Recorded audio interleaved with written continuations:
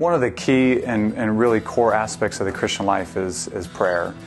Prayer changes things, and we all have things we want changed in our lives, the lives of others around us, maybe in our church or in our city that we live in. And God has given us this amazing resource called prayer, where we can come to Him, come right to His presence, and ask for things that we need, and ask Him to do things that we can't do ourselves. The New Testament in the book of 1 Peter tells us that God attends to our prayers. It's like He leans down and cups His ear and listens very intently to us when we pray. There's this amazing story of a preacher from London way back in the mid-1800s named Charles Spurgeon. And he had some people visiting his church one time, and he was showing them around the church. And he asked them, "Do you want to see the furnace room?" And it's really, the people that were visiting said, "Well, we're really excited to hear you preach, and we're excited to be here and see this church, but we don't really care about the furnace room." But they didn't want to be rude, so they said, "Sure, show us the furnace room." And so they walk through the church, and they get to this door, and Charles Spurgeon opened the door, and there were hundreds of people on their faces crying out to God, praying. And he turned to them and said, "Prayer is the engine that fuels our church."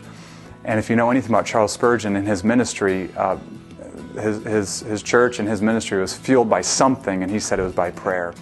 There's been a groundswell at Real Life Church to be a church like that is really fueled by prayer, that is engaging in bold, powerful, effective prayer. And the question is, how do we get there? I mean, how does that happen? One way that I think the Bible tells us that this happens, or the way the Bible inspires us to pray is by giving us these massive promises in the Bible that God will answer our prayers. I mean, think of these promises that we have.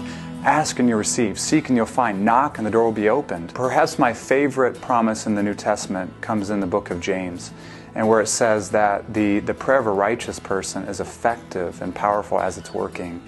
And then it goes on to say something very interesting that I find very encouraging. It says, Elijah is a man just like us, a man of like nature. He was a man beset with weaknesses like we are. He was a person that knew what it was to doubt at times. But it goes on to say, and he prayed. He prayed. And he prayed earnestly.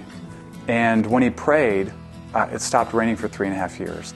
You know, it's this kind of prayer that we see in Elijah, this bold, powerful, earnest, fervent prayer that has been a catalyst for God moving in extraordinary ways in history.